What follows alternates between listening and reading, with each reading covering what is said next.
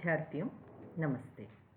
विगत अंक में हमने कृदंत प्रकरण के अंतर्गत तव्यत् तव्यानीयरः सूत्र की व्याख्या देखी थी और उसी सूत्र की व्याख्या करते हुए हमने चेतव्यः, चयनीयः ये रूप निष्पन्न किए थे। एदितव्यम, एदनीयम इन रूपों की सिद्धि करी थी और इसी क्रम में हमने चेतव्यः रूप भी निष्पन्न किया था। आज हम चयनीय रूप कैसे निष्पन्न हुआ है इसकी सूत्र उल्लेख पूर्वक सिद्धि समझेंगे। परीक्षा में आपसे चयनीय रूप की सिद्धि पूछ ली जाती है कि चयनीय रूप सिद्ध कीजिए सूत्र उल्लेख पूर्वक। तो सर्वप्रथम हम यहाँ पर ची धातु से अनियर प्रत्यय करेंगे। ची धातु से अनियर प्रत्यय किससे होगा? विगत अंक में हमने समझा है तव्यत् तव्यानीयरः, इस सूत्र से हम यहाँ पर ची धातु से अनियर प्रत्यय करेंगे। तव्यत् तव्यानीयरः सूत्र से हम यहाँ पर ची धातु से अनियर प्रत्यय करेंगे। ची धातु से अनियर प्रत्यय हुआ।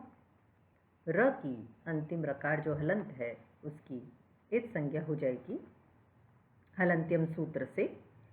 तो रूप हमारा बनेगा ची धन अनीय, ची धन अनीय।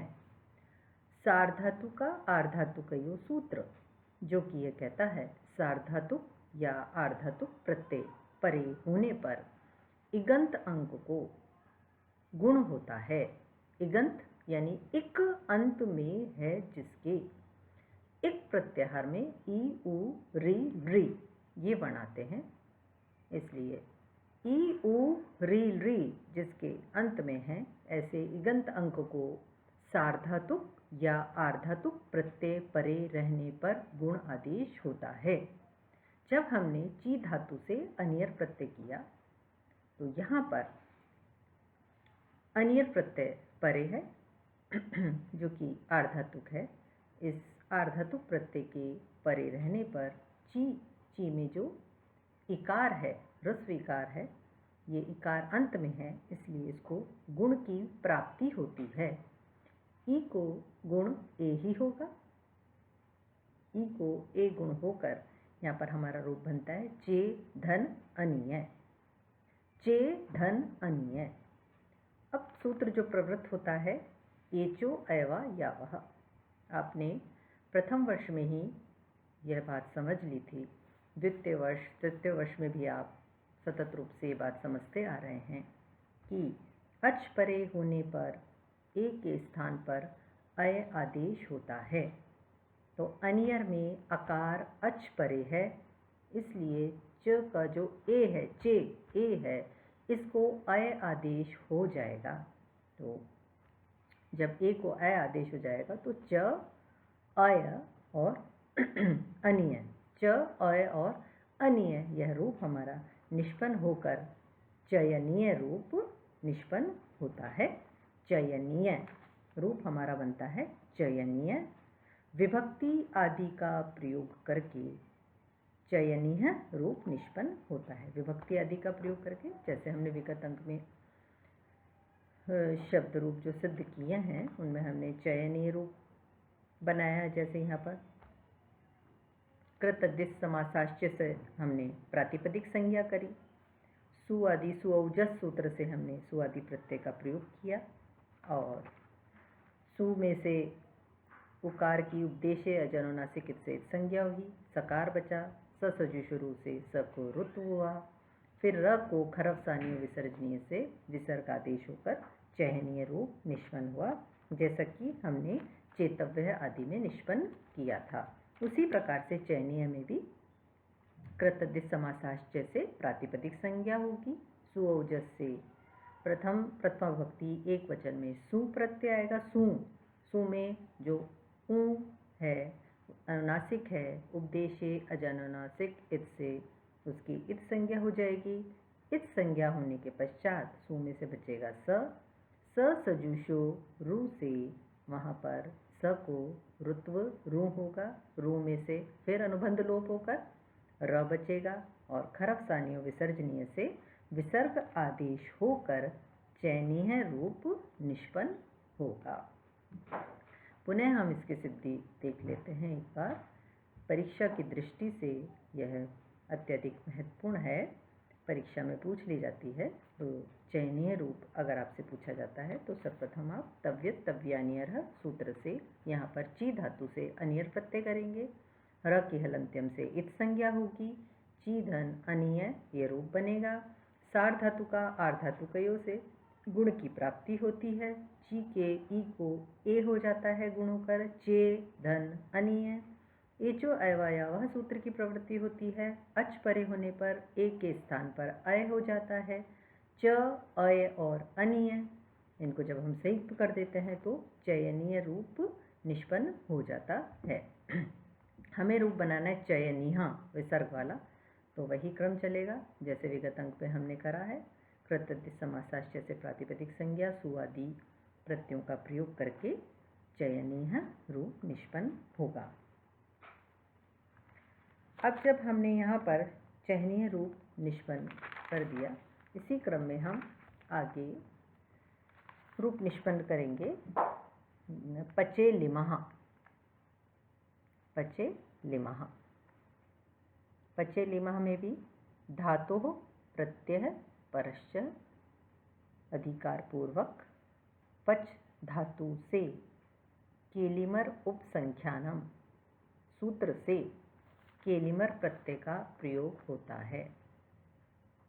ये बात मैं आपको कई बार बता चुकी हूँ विगत अंकों में कि जो कृत्य संज्ञक प्रत्यय हैं हमारे 6 जो हैं, तव्यत् तव्य अनियर यत् ण्यत् और क्यप, ये 6 कृत्य संज्ञक जो प्रत्यय हैं, किंतु केलिमर उपसंख्यानम इसके अनुसार, इस सूत्रानुसार केलिमर को भी कृत्य संज्ञक प्रत्ययों के अंतर्गत ही माना गया है। तो केलिमर उपसंख्यानम सूत्र से यहाँ पर हम केलिमर प्रत्यय करेंगे। केलिमर प्रत्यय कर दिया, इसके पश्चात सूत्र की प्रवृत्ति होगी तयोरेव कृत्य त खलर्ता। तयोरेव कृत्य त खलर्ता, इस सूत्रानुसार यहाँ पर कर्म अर्थ में होगा। यहाँ पर ये प्रत्यय किस अर्थ में होगा? कर्म अर्थ में होगा, क्योंकि इस सूत्र की तयोरेव कृत्य त खलर्ता सूत्र की व्याख्या में हमने देखा था कि कृत्य संज्ञक प्रत्यय और त प्रत्यय और खल प्रत्यय जो है भाव और कर्म अर्थ में होते हैं। तो यहाँ पर जो हमने केलिमर प्रत्यय जो कि कृत्य संज्ञक प्रत्यय है, ये यहाँ पर कर्म अर्थ में होगा। यह हम यहाँ बात कहना चाह रहे हैं। तो पच धातु से हमने केलिमर प्रत्यय किया। केलिमर में भी अनुबंध लोप होगा। र जो अंतिम है हलंत्यम से इत संज्ञा हो जाएगी। क जो आदि है केलिमर में, जो क आदि है, क की लशक्व तद्धिते से इत संज्ञा होकर हमारा जो रूप केलिमर में से जो रूप शेष रहता है एलिम, एलिम पच धन एलिम। यहाँ पर क की, पुनः मैं आपको बताना चाहूँगी, क की केलिमर में क की लशक्व तद्धिते सूत्र से, र की हलंत्यम सूत्र से इत संज्ञा हो जाएगी। तस्य लोपः से लोप होकर एलिम रूप शेष रहता है। तो पच धन एलिम, हम जब इनको मिला देंगे, संयुक्त कर देंगे तो पचेलिम हमारा रूप बन जाएगा पचेलिम।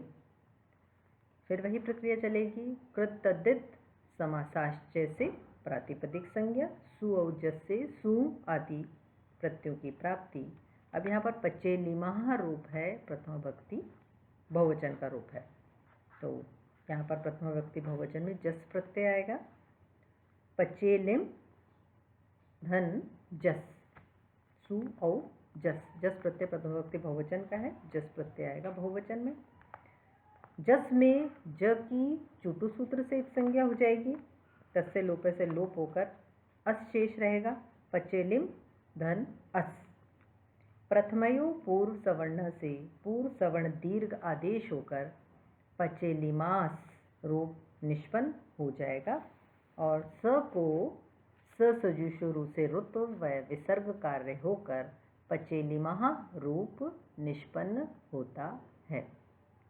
एक बार फिर से देखेंगे हम इसकी सिद्धि। पचेलिमः की यदि व्याख्या पचेलिमः रूप की अगर सिद्धि आ जाती है परीक्षा में, तो हम किस प्रकार इसकी सिद्धि करेंगे? धातु प्रत्यय परश्चय इन सूत्रों का अधिकार पूर्वक पच धातु से केलिमर उपसंख्यानम, जो मैं सूत्र आपको विगत अंक में समझा चुकी हूँ, केलिमर उपसंख्यानम सूत्र से केलिमर प्रत्यय का प्रयोग हुआ। तयोरेव कृत्य खलर्ता सूत्र से यह कर्म अर्थ में होगा। पच धातु से केलिमर प्रत्यय का प्रयोग किया। र हलंत की हलंत्यम सूत्र से इत संज्ञा। केलिमर में जो आदि क है उसकी लशक तद्धिते से इत संज्ञा। पच धन एलिम। पच धन एलिम यह रूप जब हमारा निष्पन्न हो गया, तो अगर हम संयुक्त करते हैं तो रूप बनता है पचेलिम। पुनः कृत तद्धित समासाश्चय से पचेलिम की प्रातिपदिक संज्ञा होगी। सु और सूत्र से सु आदि प्रत्ययों की प्राप्ति। यहाँ पर पचेलिमः रूप बनाना है, प्रथमा विभक्ति बहुवचन का रूप है, इसलिए प्रथमा विभक्ति बहुवचन का सु और जस प्रत्यय हम यहाँ पर जस प्रत्यय का प्रयोग करेंगे। पचेलिम धन जस में जो ज आदि का है चूटू सूत्र से ज की इत संज्ञा तस्य लोपः से लोप होकर अकार शेष रहेगा अस शेष रहेगा। पचेलिम धन अस। पचेलिम और अस। अब पचेलिम में म का आकार है और अस का अ आकार है, इन दोनों के स्थान पर संधि कार्य होना चाहिए। तो प्रथमयो पूर्व सवर्ण से यहाँ पर पूर्व सवर्ण दीर्घ एकादेश हो करके पचेलिमास रूप निष्पन्न होता है। स को ससुजी शुरू से रुत्व एवं विसर्ग कार्य होकर पचेलिमः रूप हमारा निष्पन्न हो जाता है। इसी प्रकार से हम विधेलिमा की भी व्याख्या सिद्धि करेंगे। विधेलिमा रूप की भी सिद्धि इसी प्रकार से होगी। भिद धातु है यहाँ पर विधेलिमा में, पचेलिमा में पच धातु थी, विधेलिमा में भिद धातु है। यहाँ पर भी भिद धातु से धातु प्रत्यय परश्चय सूत्र का अधिकार करके यहाँ पर भिद धातु से केलिमर उपसंख्यानम सूत्र से केलिमर प्रत्यय हुआ। पचेलिमा की तरह ही सिद्धि होगी विधेलिमा में भी। भिद धातु से प्रत्यय परश धातु प्रत्यय परश्चय सूत्रों का अधिकार करके भिद धातु से केलिमर उपसंख्यानम सूत्र से केलिमर प्रत्यय होगा। तयोरेव कृत्य त खलर्ता, यह सूत्र मैं इतनी बार प्रयुक्त कर चुकी हूँ। अभी तक हमने जो सूत्र देखे हैं, जो रूपों की सिद्धि करी हैं, उसमें इतनी बार ये सूत्र प्रयुक्त हुआ है कि आपको अब तक ये सूत्र कंठस्थ हो जाना चाहिए, ऐसी मेरी आप लोगों से अपेक्षा है। तयोरेव कृत्य त खलर्ता, ये सूत्र यहाँ पर तयोरेव कृत्य त खलर्ता, इस सूत्र से यहाँ कर्म अर्थ में होगा। जो कृत्य संज्ञक प्रत्यय हमारा जो केलिमर है वो यहाँ पर कर्म अर्थ में होगा। तो भिद धन केलिमर, केलिमर में उसी प्रकार से जैसे हमने पचेलिमा में किया था, र की हलंत्यम से इत संज्ञा, क की लशक्व तद्धिते से इत संज्ञा होकर भिद धन एलिम, भिद धन एलिम रूप निष्पन्न होता है। अगर हम इसको मिला देंगे तो रूप बनेगा भिदेलिम। रूप हम इनको मिला देंगे तो रूप बनेगा भिदेलिम। अब जब भिदेलिम हमारा रूप बन गया और हमें रूप बनाना है भिदेलिमा, तो जैसे हमने पचेलिमा में किया था वैसे ही उसी प्रकार से हम भिदेलिमा में भी करेंगे। कृतद्धित समासाश्चय से प्रातिपदिक संज्ञा, सुओजस सूत्र से प्रथमा विभक्ति बहुवचन की विवक्षा में जस प्रत्यय, भिदेलिम धन जस, ज की आदि जकार, जस का जो आदि जकार है चूटू से इत संज्ञा होकर अस शेष रहेगा। भिदेलिम धन अस। संयुक्त करने से पूर्व यहाँ पर भी जैसे पचेलिमा में प्रथमयो पूर्व सवर्ण से पूर्व सवर्ण दीर्घ आदेश हुआ था, उसी प्रकार से यहाँ पर भी पूर्व सवर्ण दीर्घ का आदेश होकर विधिलिमः रूप निष्पन्न होता है।